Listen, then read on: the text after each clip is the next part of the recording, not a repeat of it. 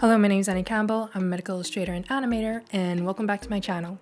So I had a question for someone who checked out my last video about my home office tour, and they had a question about how we manage teamwork from a distance while everyone works remotely. This is something that I'm gonna say right now, I'm not an expert in. We're basically taking it day by day and trying to ad hoc and come up with different solutions as well. But I do have to say that it's thanks to the amazing team that we have that it's made this kind of whole transition to everyone working remotely a lot more easier. So I don't know if you checked out my last video. I said before that the majority of our team are working remotely, but if you're not aware, I actually run a medical illustration and animation studio with a business partner, Emily Holden. And if you're checking out this video, you all probably know Emily already, but if you don't know, she also has her own YouTube channel and also a LinkedIn course about medical animation. So you should definitely go check that out because it's super useful. I've learned so much from her. I mean, there's a reason why we're business partners, you know? So I thought it would be really useful to maybe talk about the tools that we're using to keep in communication and how we're managing all of the artists in our team and also any freelance artists that we work with as well. So the first thing that we all have is a Google Drive account. We actually have a business account with Gmail, and with that comes an unlimited space with your Google Drive and shared drives. We've managed to sync up our Google Drives with external hard drives that are linked up to our machines, and it means that all of our active projects and files are automatically synced throughout, just as long as we have a good internet connection, which we've made sure in each of the offices. There's a fly in here. I see you. So that seems to work really well in terms of file sharing and working collaboratively as well.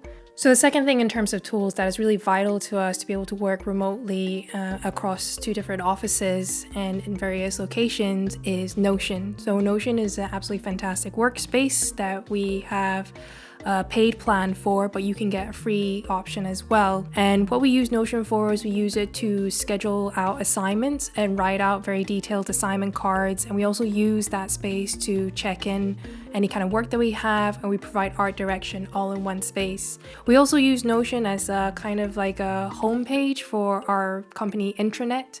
So any kind of resources or any kind of training, we tend to stick it on Notion as well.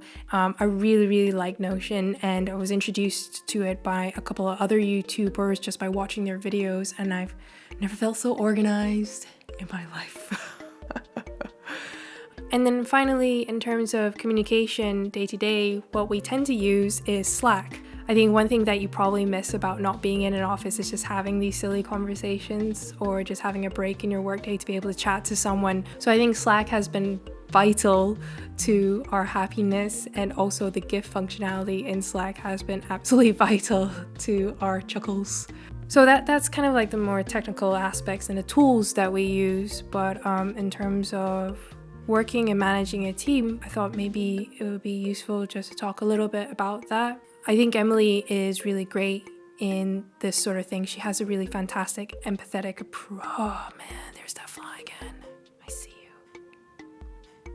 So I think Emily's been really great in kind of implementing a lot of the mental health and wellness and managing our artists in that sense and checking in with them. And she's established a lot of great practices and in our team to help make sure that everyone's okay. So every Monday we have a Monday morning meeting where we check in with everyone, and our agenda usually looks like this. So we kind of chat to everyone, see how their mental health is, see how they're doing, how their weekends were, or anything like that. Then we kind of talk about if they have any issues about working from home or if they have work from home tips. Then after that, as part of our agenda in a team meeting, we kind of talk about like what we've seen in the industry, how other medical illustrators are doing. We kind of share interesting things that we've seen and like, oh, you know, this person's done something really cool. We should go check it out. I think that's about like 10 or 15 minutes of us just scrolling through Facebook and Instagram and YouTube and just looking at other people and just basically celebrating them because they've done such a fantastic job. It's really silly if you actually see it in person. Then afterwards, we kind of go through our project task lists and agendas and, you know, what we have going on that week. Then every morning, just to make sure that everyone knows what they're doing, just so they're not lost or anything like that. We always have a morning stand-up, and this was a suggestion by one of our other artists as well, and I thought this was absolutely fantastic. It's a quick 15-minute morning meeting where you kind of go through and you just say what you did yesterday, you say what you're going to be doing today, and if you need any help or any feedback, or if there's any roadblocks that you need to progress further. So that's really, really useful. It keeps the lines of communications open, and it means that we know where to focus our managerial efforts to support that artist in order to do their job properly. And then that happens throughout the whole week. We continue chatting on Slack and sharing really silly gifts. And then on Friday, we kind of wrap things up with another Friday morning meeting. I think it's been really nice to kind of check in with everyone on the week and see how they've been doing. Friday afternoons from 3 p.m. onwards, we try to dedicate that time to professional development time. So many of our artists are undergoing like an internal training program, or throughout their annual reviews, they've outlined specific professional career goals that they would like to achieve. So we kind of use that opportunity for them to focus on those goals so that they can actually check off the milestones that they've laid out for themselves. So yeah, so far it's been okay. I mean, I understand that some people are like by themselves or far away from home or family. So I think it's just really important to keep checking in with them.